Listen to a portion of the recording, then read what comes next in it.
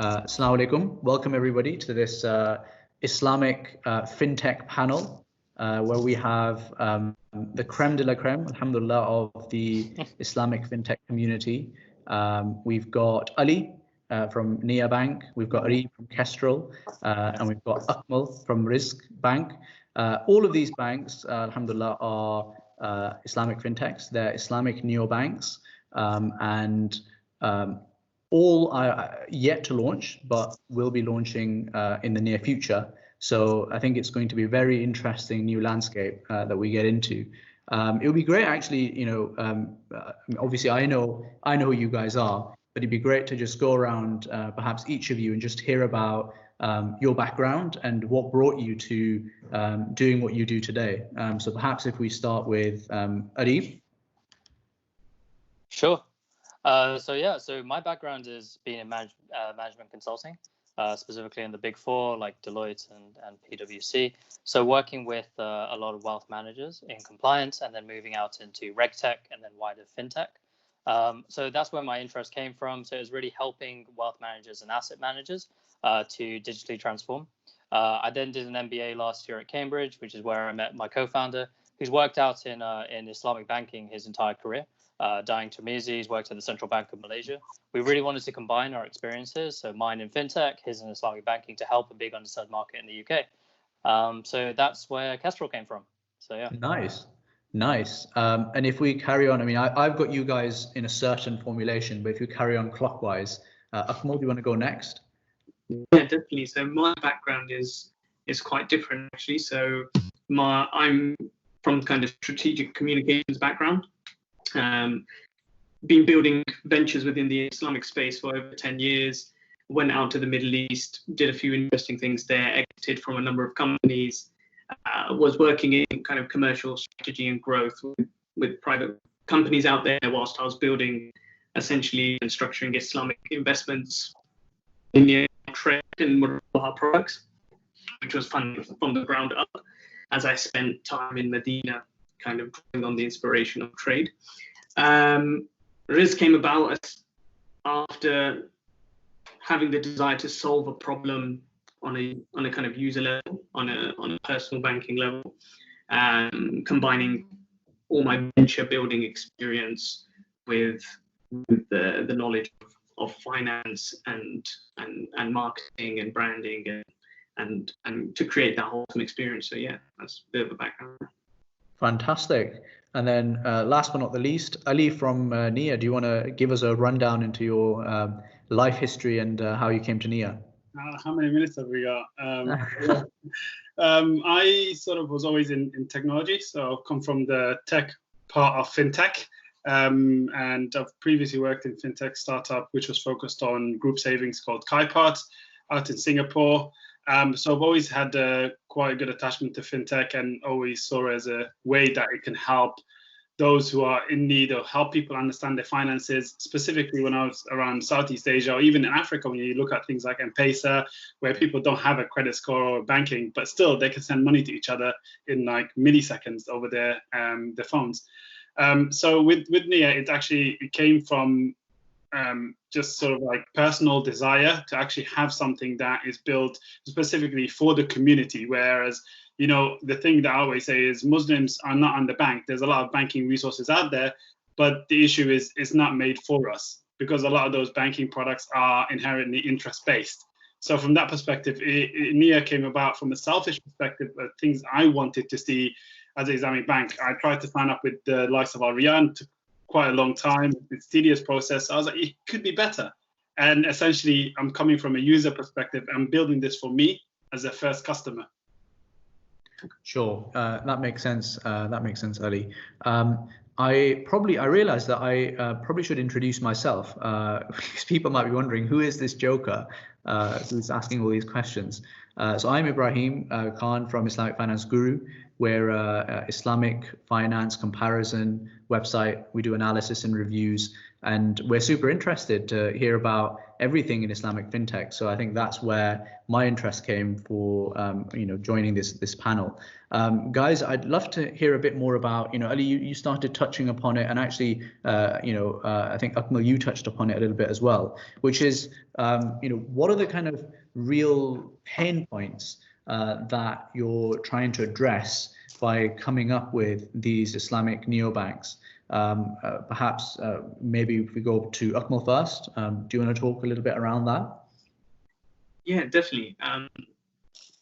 Look, fundamentally, we all understand that, as Ali was just mentioning, that there is no institution, financial institution, that communicates to us as individuals, the generation we're at. And there's been a huge divide between institutions within Islamic finance and conventional finance, and how they communicate to us inherently as individuals, Muslims, living in a particular lifestyle manner in the West, and specifically here in the UK.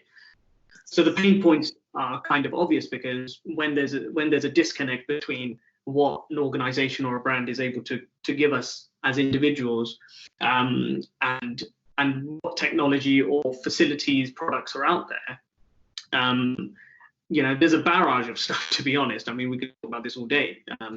There's so many pain points, whether we're talking specifically around ease of opening accounts, convenience, as I mentioned, lifestyle, appreciation, instant gratification. I mean, all of these areas are pain points, because it's what people expect from Islamic institution brands, as well as what they're interacting on a mainstream level. That makes sense. That's an interesting point. Sorry if I could jump in. Yeah, sure. But yeah, I mean, what we found is that it sort of goes a level above that. So we put out a nationwide survey of Muslim banking habits last summer. We got quite a few respondents from up and down the country, and we got some pretty interesting insights from that. We've done countless face-to-face interviews as well with people. What we found overwhelmingly is, like we suspected, the majority of Muslims do not use Islamic bank accounts. We thought that would be primarily due to lack of trust, that these were inherently Islamic. And we also thought that it would be due to higher fees and poor convenience. But overwhelmingly of the people interviewed, 74% don't use Islamic bank accounts in any way, shape, or form. And the reason that they don't was actually because of lack of awareness of what solutions were actually out there, which was really surprising to us, because everyone has sort of heard of Al Rayyan or Gatehouse, but no one was using them unless they sort of lived on the same road as them in East London or in Bradford, Birmingham. And we've got a really interesting network of Islamic fintechs in the UK, from Wahid, Yielders, Nesta, all of them. But even though if you work in this industry, you live in London, people know about those brands. The majority of people, like in the Midlands or further up north, don't know about them at all. So customer acquisition was a big problem. So we found that as a definite pain point, just lack of awareness. The second thing was younger Muslims in particular really cared less about ticking an arbitrary no interest box. And it was way more about understanding that their money was doing good in the world in some way, which really has like all the hallmarks of ethical finance as we understand it today.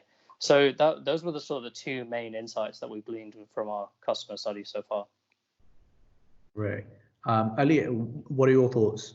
I agree with the points that both of them made. Essentially, that's what Islamic banking and finance needs to do. A lot of the current traditional banking, and the work that you guys do at Islamic Finance Guru is also great, because it's about showcasing that there are options available there, that people don't have to go through, a lot of hurdles to actually find things that match their value and their need. So, for example, a lot of people I know it takes someone that is Muslim almost twice as long to find something financially accessible to them than it would a normal person, because you could just Google and you find something, you accept it, you go ahead with it. For example, Islamic mortgages, there's only 3 companies that sort of provide that in the UK as a sort of like a millennial Muslim that's going in that next level of lifestyle, buying a house.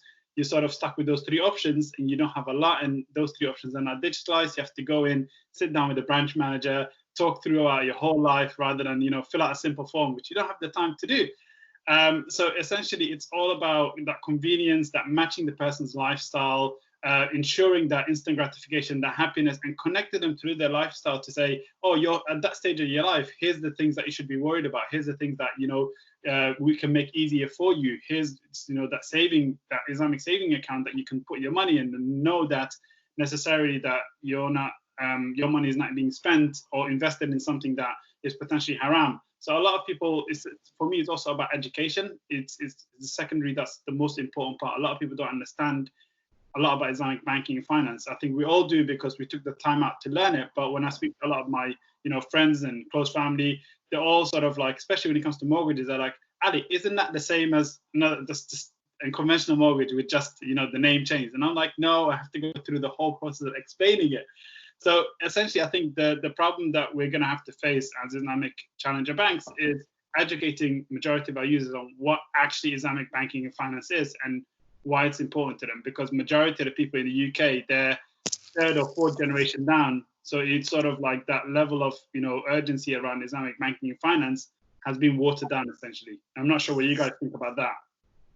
Sure. No, that's really helpful, Ali. I wanted to, perhaps pulling from what you've all been saying about how, the pain points are that people want something that's more ethical, people want something that's easier to use and fits into their lifestyle, and people want something that they're aware of, which kind of is I suppose, almost a tautology. If that's the case, what's the difference? What's stopping your average Muslim punter going for just the mainstream neobank? Because they would, broadly speaking, at least, from a initial look, they're ethical, they're easy to use, and they have a great marketing, play behind them. So everyone's heard of Monzo and Revolut and Starling and the like. So yeah, interested to hear your thoughts on that. Perhaps maybe if we start with Ali this time. I think you're somewhat right. There isn't sort of like that big divide. I myself, I use Monzo here and there. I've used Starling before, but I think the main difference is that, again, as I said, it doesn't cater specifically to the Muslim community. There's the aspect of, okay, I don't earn any interest from Monzo because they don't pay me any interest, but how do they use my money? I don't know. There's not a lot of transparency on where they invest my money.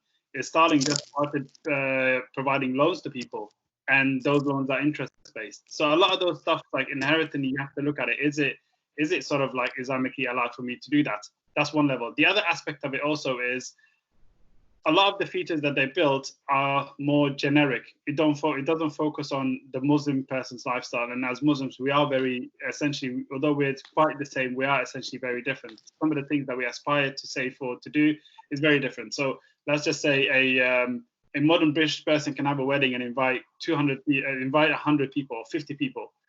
As a Muslim person, you have a wedding, there's the whole village is there. And sort of like understanding the Muslim person's need helps us understand how we can help them manage their finances and save for the times that they need to. And that's essentially what these neobanks don't do. Understood. I hear you on that.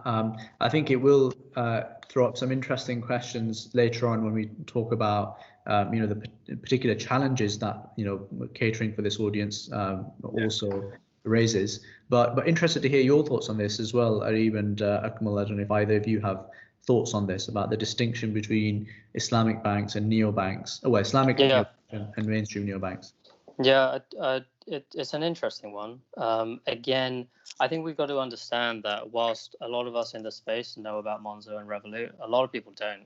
So, I mean, collectively, only about 9% of the UK uses some digital bank in some way, shape or form, and they don't really actively use it. And the further away you go from London, they're not really using neobanks whatsoever. So then I think the question becomes, okay, so is being Muslim enough of a draw to get people to download it? I'm not entirely sure or convinced that will be the case. And I don't think just saying that you're a Muslim digital bank is enough to convince people that we are truly different from a Monzo or a Revolut. Though I fully agree with what Ali said in that for a lot of people, especially younger consumers, they're waking up to the fact that, hey, just because my money is in a non-interest bearing current account doesn't mean it's not being used for purposes that I agree with, or in some ways. So, for example, Triodos Bank, you might have heard of, is quite a fast-growing ethical bank in the UK. They're actually the second fastest-growing current bank account in the UK today, after Monzo, and they get the majority of their users primarily through the fact that they're entirely ethical and transparent with what they do with customers' deposits, which is something that none of the digital banks actually do today. Monzo was sort of going towards that direction. Since they've gotten a digital banking license, they don't fully publish everything that they're doing with people's accounts. So that could be anything from fossil fuel production to simply loaning it out and generating interest in some way. So in terms of why our kinds of Islamic neobanks would differ significantly from the digital banks that exist today, I think it's all about that business model element and whether we are going to function like a typical bank that is loaning out people's deposits or not. So I think that's more the differentiation there, business model as opposed to just being for Muslims or just being digital. Sure. I think it's interesting to obviously hear both Ali and Arif in the way that they kind of articulated the way they feel this is different. For me, I think I'm more with Ali when it comes to it's about positioning, because at the end of the day, when we look at ethical versus Islamic, there's a clear positioning between what Islamic does and differentiates from your likes of your Monzo and your Starlings. But when it comes to ethics in Islam are embedded within what we would call Sharia, but there's not enough of a difference for me on a personal level where I see between the ethics of, let's just say, Muslims and non-Muslims who are interacting with a bank, which is Revolut, for example. A lot of people might see Revolut as a ethical alternative to an incumbent because of the fact that they're just giving them more access to management of their money, etc., etc. So I think positioning is the key thing in this market to ensure that from an Islamic banking perspective or a proposition within that space is very much so different to the likes of your Revolut, Monzo, because they are targeting a completely different market, in my opinion.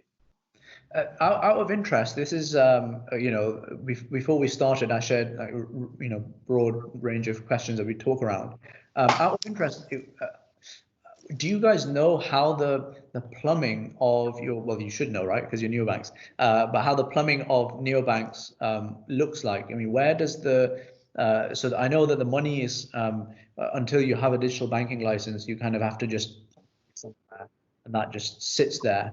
And you're not really allowed to do much with it. But I'd be interested to hear, where does it sit usually, and does it ultimately, is there ultimately some kind of mainstream bank that holds that money for now? Or how does it work? So I can take a crack at that. So what we're doing is, when you have an electronic money license, what that essentially enables you to do is to access deposits through the debit card. But you can't touch people's deposits like a bank can. It doesn't allow you to loan out those and generate interest on them. Now, it entirely depends upon who your e-money license provider is and who their partner bank is. So for us, for example, we're partnering with Pi People, and what they're doing is they're storing people's money in a secure account in the Bank of England, which is non-interest generating. So the Bank of England has made provisions for Islamic bank accounts where they'll be ring-fenced and they won't be generating interest in that way. So that's something that's quite secure, and that's why you can be assured that it's entirely halal, just by virtue of us not being able to touch it, it will never be loaned out and will never generate interest. But many other banks do those facilities. Barclays, for example, has its own ring fencing facility. Wirecard Solutions as well. I believe they have their own bank account, but correct me if I'm wrong, someone. But yeah. So yeah, that's an overview of how it works. That's pretty much it. I don't think there's anything I can add on that. I was bang on the money there. We're using Rails Bank, and they sort of run with the same e-money license processes where the money is stored with the Bank of England. It's ring fenced. We can't touch it. They can't touch it.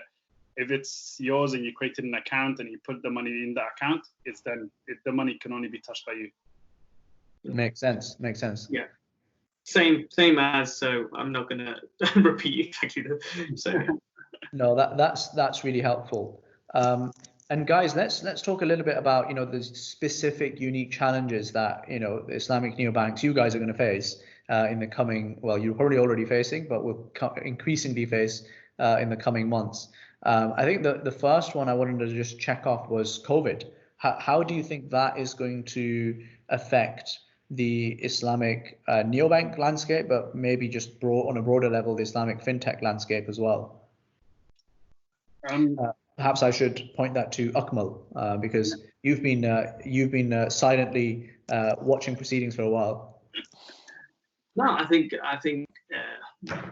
Ireland, just because, to be honest, I've got two really intelligent people sitting, and what they're saying is exactly what the reality is. So it's nice to sit and listen.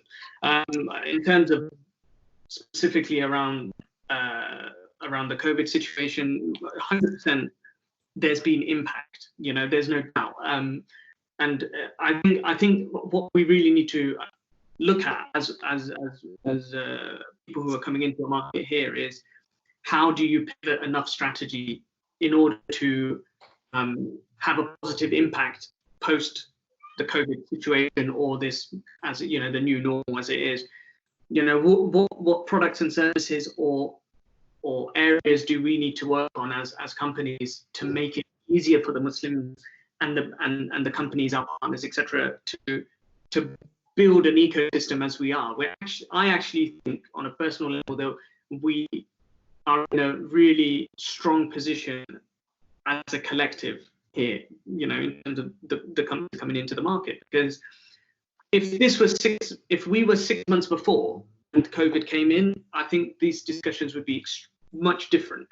The fact that we're all launching soon in some capacity enables us to take this in our stride and evolve what we've been doing within our own organizations and deliver a product which is going to respect the new way that many people want to interact with a digital brand.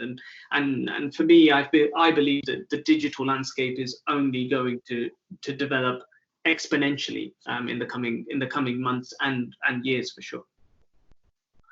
No, thank you very much for that. Ali and Arif, do you have any thoughts around this whole COVID thing that you'd like to add in? Yeah. Shall I go first? So yeah, I think it's interesting. I think on the one hand, I think there's a real opportunity. Suddenly, it's harder for people to go outside. It's harder for people to interact with a normal bank on the high street. So therefore, will we see a push towards digital banking? I think in theory, yes, but in reality, download rates across the conventional digital banks, if that's a word for it, like Monzo and Revolut, are down. No one's quite entirely sure why that is the case, but it is what's happening. So on one side, we would think it would help. On the other side, it doesn't seem to be the case. The other thing that I think is very interesting is when you look at Muslims as a demographic in the UK and how they've been affected by COVID-19. So some of the work that we've been doing at Kestrel is really trying to explore this. We've had anecdotal evidence through some of our customer interviews that Muslims appear to have been disproportionately affected. So whether that's by the main breadwinner of the house losing their job, or suddenly they've been furloughed and having to lose 20% of their salary, suddenly budgeting has become a huge thing for them. And often when the kids are at home, they're spending loads more on food, groceries, or bills and all of that. So budgeting is really at the forefront. That's why at Kestrel, we've really accelerated our budgeting work stream, bringing that out, and we're hoping to launch that next month to really help the people who need it the most. We're also looking at putting out a survey another one for the Muslim market, to really understand how Muslims have been affected in this space and try and quantify it in some way.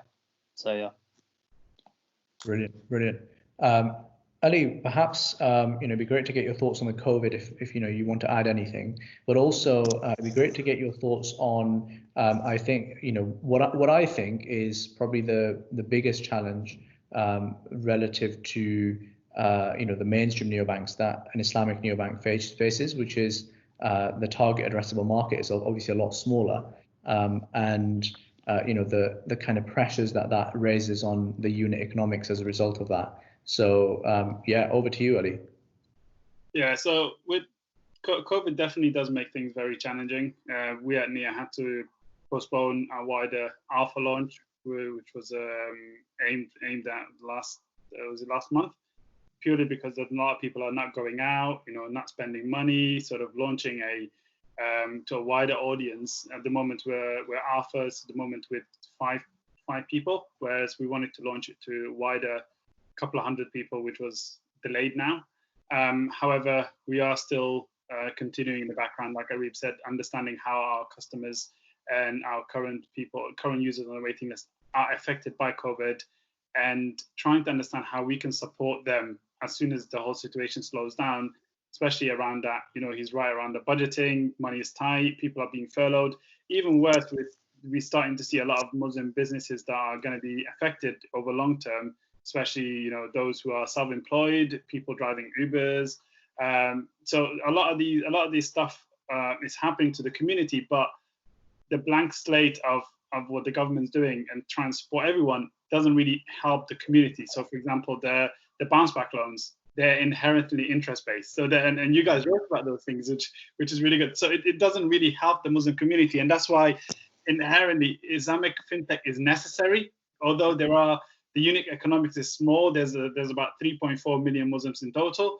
I think each one of us is still important enough to help, because if I was in that situation, I would want a product, I would want a service that caters to my need, although it might not be scalable to hundreds of millions of users and making valued billions. It's almost like the whole analogy of, why is there a little bike corner shop here around the corner fixing bikes? Then they might fix 100 bikes a year every month, but that person is doing a service to the community. And essentially, although the unit economic looks bad, I essentially believe we at NIA are doing a service for the community to make sure that no one gets left behind. Interesting. No, Jazakallah khair for that. What about Akmal, your thoughts on this around the whole TAM, target addressable market, and unit economics, and small versus large markets? Yeah, I'm 100% with Ali. For me, why should the community suffer because the market's not big enough? I don't accept that. This is just as simple as that. I don't care if we're not at risk. We're not chasing a unicorn, and that's what people. There's a constant, and I'm sure that Ali has probably faced this in similar ways as well.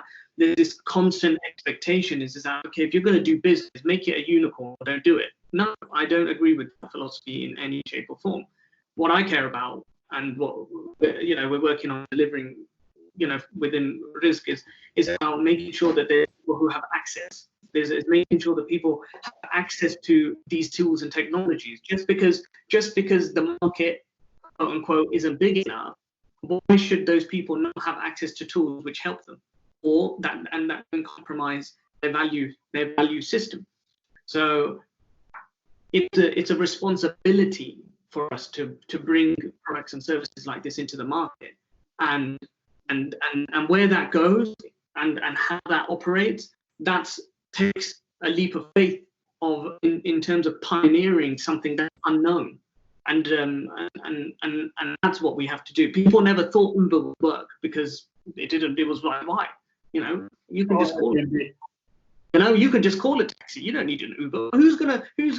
People didn't even think e-commerce was gonna work, but now the high streets are closing down. We're talking that on the mainstream level, but the notion, the principle for me is the same. Interesting, really interesting thoughts. Ali, how about you? What are your thoughts? Yeah, I mean, I think I'd certainly agree with both Akmal and Ali in those respects. I think we do have to look at the cold hard numbers though, right? In terms of with Muslims, there's not many of us in the UK. Now, the Office of National Statistics say there's 3.4 million.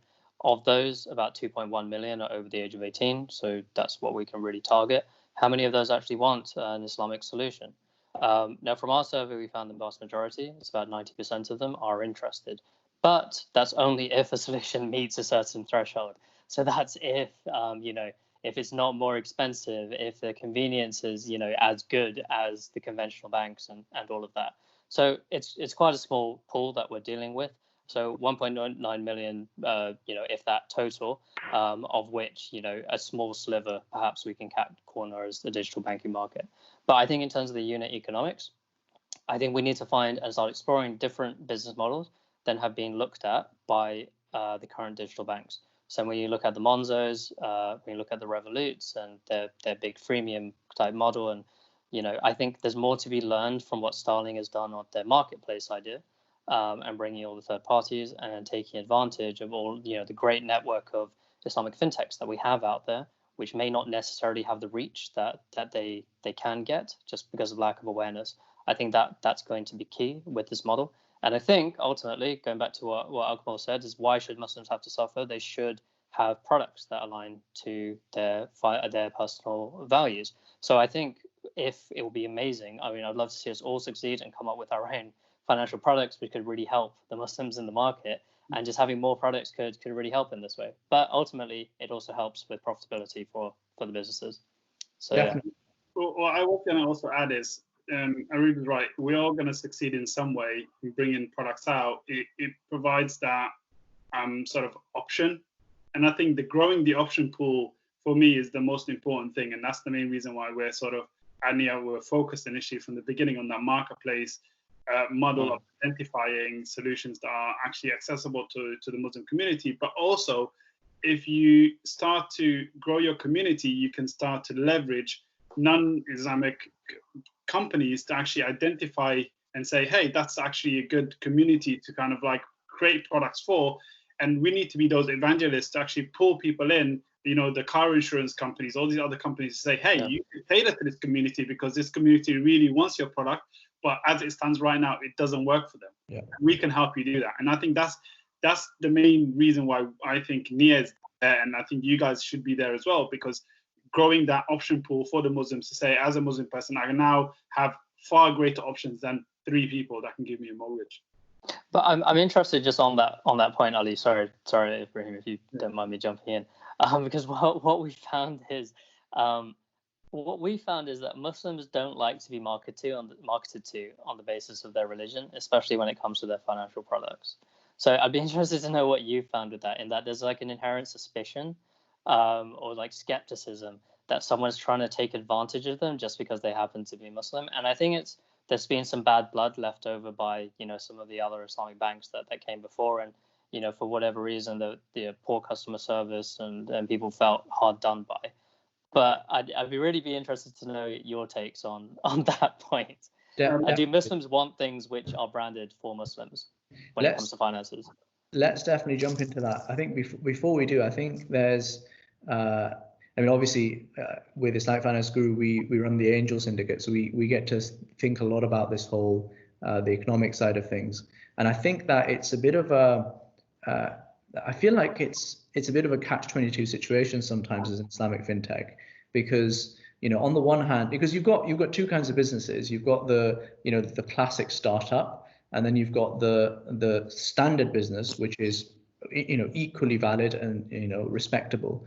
And I think with the fintech community generally, because of the unit economics and because of the startup costs, you're pushed towards the kind of classic startup framework, and that includes everything from how you do business, how you do your pricing, how you do your marketing, how you do your valuations and funding rounds and all that sort of thing.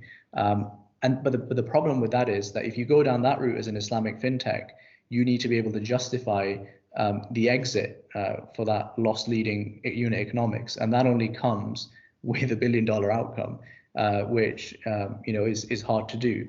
And then on the other hand, you've got the framework that let's do this as a service to the community, or let's do this as just a robust business in itself. And I think with that, to be honest, I think that's probably a more sensible way of doing it. But then I think with that, you slightly lose the benefit of fundraising. If you have an ordinary business, then fundraising at a strong valuation becomes slightly more problematic. And then you've got, I think you need to hit the unit economics straight away, pretty much, because if you're an SME, your classic SME, you can't have multiple funding rounds to fund that customer acquisition burn that you have. So I think it's going to be a really interesting, and I think what's going to happen, by the way, this might tuppence, listening to what you guys have been saying, I think what's going to happen is that you're all going to come up with some really cool, innovative products, and people are going to start using you guys primarily for the products. And then I don't know what's going to happen, but I think that's, that'll probably be a really important dynamic in all of this. But let's see. So I wanted just to elaborate on the point that you said, Ibrahim. So you guys run an angel syndicate, and so how come you guys haven't invested in an Islamic fintech yet? That's a good question. So I believe that actually it's probably not appropriate. Yeah, that's kind of where we've come down, because we've and ahed a lot about it. I mean, we're obviously very excited about this whole area, and we know it fairly well. But we just realized that I don't think it'd be fair on us and our audience, and being neutral and all of that. I think it'll just muddy waters too much. Yeah. So the position we've adopted for now, at least, is that we're not going to be investing in UK fintechs, particularly where there's lots of different players, because I don't think that'll be fair. However, we have invested in a fintech abroad, which is based out in the UAE. So let's see. We're always keen to keep looking. I wanted to talk about what you started talking about, Arib, which was the foibles of marketing to this very distinct community of Muslims, and you mentioned one of the issues that Muslims don't want to be marketed to as Muslims. I don't know, what are your thoughts on this, Ali and Akmal? I genuinely, I think it depends on the person, I think, and also sort of how old they are, where they grew up, the lifestyle that they have. A lot of people feel like, as a Muslim, they don't want to be singled out. They feel like they're as much of if I can say that, as much British as any other person. So why should my belief in my religion be the one thing that, you're sort of trying to take advantage and sell me things on? But at the same time, as Muslims, we go into a restaurant, the first thing we look at is it halal? And if restaurants, has halal on their window, we feel inclined to just go in without having to ask someone. So I do think there is that sense of, whether it's through Islamic Finance Guru or whether it's through brand like Nia, to actually not necessarily marketing them to say, yeah, everything's halal, but they know by looking at that brand, they feel that sense of, trust, and, to say, I don't need to look into this any deeper. I know that what these guys are doing is halal, and any product that they sort of suggest or provide to me, I can trust. So I think it's essentially building that trust with that community, similar the way that, the halal food industry has done with the labeling, so that you don't have to go out and ask and feel embarrassed, all that sort of stuff, or feel targeted. That's the approach that we're taking, Andy. Yeah. I think again, it comes down to, there's misrepresentation for us in this market. I'm looking at, whilst you guys were talking, I was just trying to think of a brand that has successfully marketed to me as a Muslim, and I can't think of many, and if not any, really. So that's the problem. No one's done it. So when someone or a company comes out, like we're trying to do, and like you guys are trying to do, who actually connects to the Muslim in their form of a Muslim lifestyle and what they and how they operate as an individual within the UK, we may actually be able to market to a Muslim in the right way. Because other brands that are out there who have tried to do it in a more traditional way, or they haven't understood the fundamentals of the communication at the communication level. And they've been unsuccessful from that perspective and created a perception in the market which is not true. So we have to course correct this. And that's only going to happen by having strategic communication and executing at a level which the Muslims deserve to be communicated to on. So, that's my kind of position and how we see it at risk. Can I give a shout out to two brands that I feel like have communicated to me this Ramadan? So one of them is called DonatePal, and the other one's called My 10 Nights. Yeah. These two are both fintech startups, and they solved a specific problem around charity and Ramadan, and enabling you as a Muslim person to not forget, to donate and just ultimately donations. And this is the kind of problem, problems that I think normal fintechs won't think of, and they won't solve for the community. Yeah, I just wanted to add those, and that's those are the things we should bring up.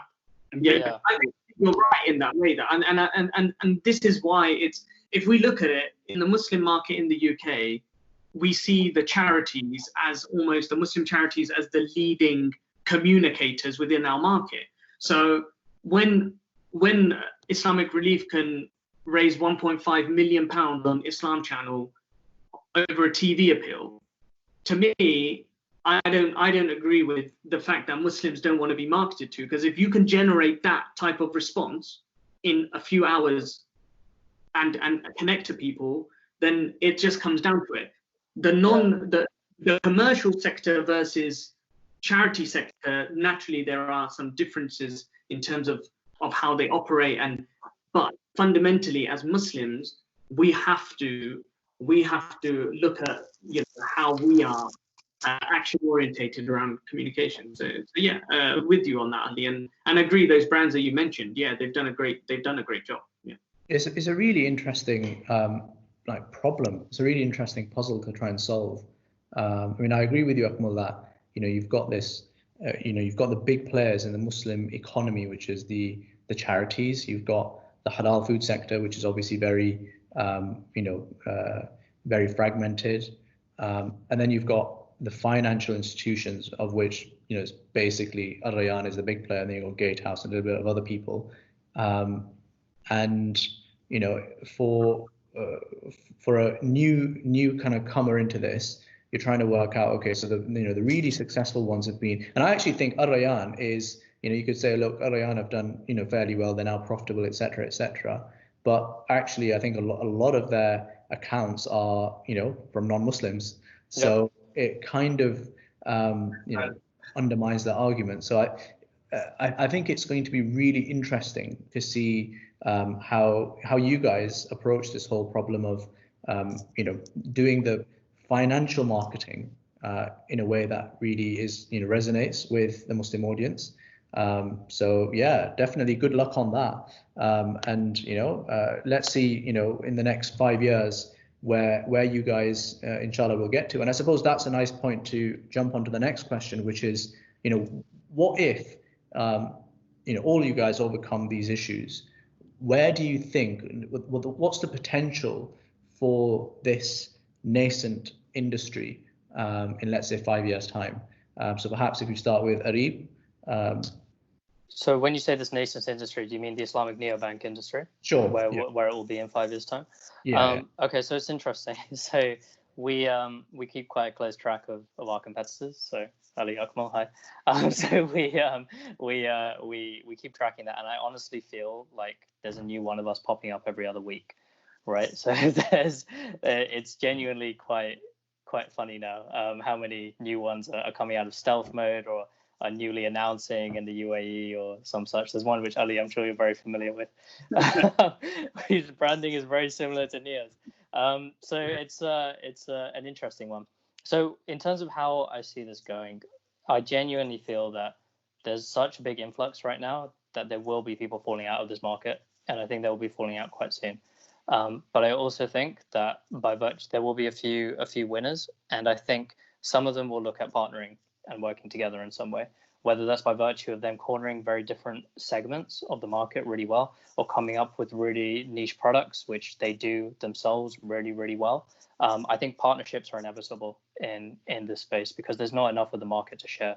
I think it's too small a sliver in the UK, at least. I think there's also something to be said for the geographic expansion. I know many of us are hoping to use the UK as an appropriate launchpad, and then looking at going worldwide in some way, whether that's to Europe or to America, like so many of the fintechs now, or the big opportunity which we see at Kestrel in Southeast Asia. So I think that's a very interesting one, which I don't think many people have given that much actual thought to. So a good example would be if you look at Insha, it would be really good if they were on the call today.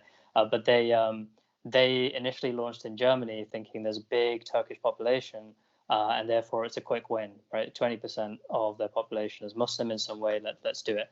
And they didn't entirely factor into the culture in Germany, which was very cash orientated. You know, they've been through a few financial crises since World War II and before then, which has meant they're very orientated around cash, and digital banks don't do very well there. N26 found that and moved out quite quickly.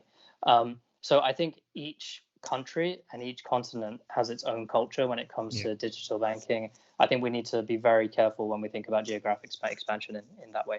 So sorry, that was a lot. In terms of the short answer to that question, I think some people will start falling out because there's too many of us, and I think that we will end up having to partner at some point. So yeah. That's very cogent. Akmal, interested to hear your thoughts. I'm not sure I completely agree with what Arib has said, you know, in the wider scope. I really believe that there is enough market for people to come in and make a success of it, because there's not enough market if there's a narrow-mindedness in terms of how we're operating and wanting to grow. And time will show and tell, obviously, how each brand evolves and how they want to tackle the market. I know that we're looking at some extremely creative ways to make that happen. And for us, it's not about, you know, 5 years is fine. Yeah, we know there's an international expansion level. There will be people coming into the market for sure. The barriers to entry may be raised. You know, fintech regulation, we fully anticipate that to get stricter in the coming years, which is going to create more barriers. You know, finance, access to finance, you know, investment isn't going to be as open when it comes to funding of banks, you know, or digital banks. You know, I think that there's lots of opportunity, providing that the landscape's navigated through a short-term basis. And as I've been building businesses for the last decade, it's always been about those first 3 to 5 years. And I've failed more businesses than I've made successful. But I can tell you that from each of those failures, one of the things that was clear was navigating and being dynamic as I went about creating that experience product into the market and keeping up with what the customers, you know, or the end user was really looking for. So I'm not sure. Yeah, partnerships and stuff like this are always open. It is there. You know, it's a common thing. I would like to see the entrance into this market. I would like to see another 3 to 5 come in, and I would like them to push the guys in the market to innovate and be better, to create even stronger products, to create healthy competition, to raise the standard, which ultimately is going to benefit the person who has the application on their phone and helps them. So that's what I feel. Well, just so you know, we're very open at partnering with Rizq, so our door is always open. So just to let you know. So if you change your mind. Well, if what you said comes true, I think we're going to have to like set up a specific comparison page for just neobanks. And I don't see that's going to be, and I don't find that too surprising, because I think you will, and I think you'll do really well. Inshallah, maybe we have to think about that. Ali, love to hear your thoughts. I think necessarily the fintech market has plateaued pretty much, if you look at it from the perspective of the technology that they can provide and the list of features and tools. So the most exciting fintech feature that I've seen in the last almost couple of years now was the Monzo's Get Paid Early, and they're only doing that because they're taking a risk. Apart from that, a lot of the stuff around, you know, splitting bills, all that stuff is already there. What is missing is that sort of like specific targeted communities and building a sort of like a wider market around that. And that's what I see in the next 5 years. I do see sort of a lot of extension on top of what Nia is doing, what Rizq's doing, what Castro's doing, rather than focusing more on us. I'm focusing more on providing that, you know, launch hand and launch platform, that core banking solution, to enable others to build tools on top of that to help the community do things better. And I think that's the where the growth is in the next 5 years. Not necessarily the core banking, because your money comes in, your money goes out, you kind of spend it, you understand how you're spending it, but it's more about that connected service that we want to help build that ecosystem that you know, the fintechs, the likes of Monzo and Starling and all these other ones started up, and sort of like even look at Airbnb and all these other big companies like Uber. They built these businesses on top of the business model that they had. So they only provided an app that allowed you to book a car, but now there's so many companies providing services to Uber drivers, to providing, you know, all these other things. And what we see is in the next 5 years, there'll be a bigger connected market rather than specifically just focused on Islamic banking and finance. Really interesting stuff. Yeah, I think it's going to be fascinating to see, you know, where you guys head. I think it's actually, you know, there's a lot of blue ocean, you know, VCs like to talk about red ocean versus blue ocean. I think there's a lot of just problems that need to be solved, like, you know, SME financing, you know, helping with insurance, you know, helping with car financing, you know, the get paid early type stuff, the personal loan stuff. There's just so much stuff to do, and I think you guys should hopefully, I think, start interacting and engaging with some of those problems, and hopefully, you know, solving them as well. So really excited to see, you know, where you get to in the future. Perhaps if I could ask all of you to, I don't know, give like a final 30 seconds, you know, final thoughts, if you have any. No pressure if you don't. You know, I don't necessarily expect a kind of Winston Churchillian kind of, you know, summary on the spot, but, you know, feel free. Perhaps if we start with, I don't know, Arib. Oh gosh. Final thoughts. Yeah, I think it's a really exciting time to be in this space. I think we almost saw a little bit of a false start for the Islamic neobanks, maybe the best part of 4 years ago, where, you know, all the best intentions, they came up with the idea and it didn't take off. But now it really seems like now's the best time for this. And I just have to say, like, a personal thank you to I think each of you on the call, because if it wasn't for you know, me seeing Ali give the NIA pitch in the IFN conference in late 2018, if it wasn't for the Muslim Millionaire podcast which IFG put out there, I can honestly say that Kestrel wouldn't exist, because my own interest in Islamic finance wouldn't have been there. I've always worked in finance and in fintech and been on the peripheral, but when it came to Islamic finance, I found that I'm facing many of the problems that our users face today, and that they feel a little bit alienated and a little bit suspicious of the brands that are out there today. But seeing that we're having so many role models in the industry and in the community right now, I think is only going to help this entrepreneurial network to flourish. And I think that's something that was really lacking in the British Muslim community. So yeah, just a thank you to everyone who's doing what they're doing. Yeah, that's all I have to say. Brilliant. Akmal? Yeah, no, I mirror, you know, Arib in this point here, where, you know, it's a pleasure to kind of meet you guys. I know we've sat Arib once before, which was, you know, back, and, you know, I haven't had a chance to actually speak to Ali, but, you know, I'm thrilled to kind of be part of helping pioneer this industry with you guys, with the Muslims here, and I think that if our intentions are clear and clean, and we keep that to heart, and we really try and work together, I think that we can do some really incredible things. And I certainly have a significant amount of respect for anybody who wants to turn up, and that includes you as well, Ibrahim, because, you know, for you guys, when to leave jobs or to, you know, leave things which are, you know, constant income coming in, and jump into something uncertain to try and say start a business of some sort is not an easy thing to do. And so I, just on that point alone, forget everything else, just the fact that you guys have taken the step to want to do this, I have a huge admiration and respect for you all. Yeah, I think the words of William Wallace in Braveheart come to mind.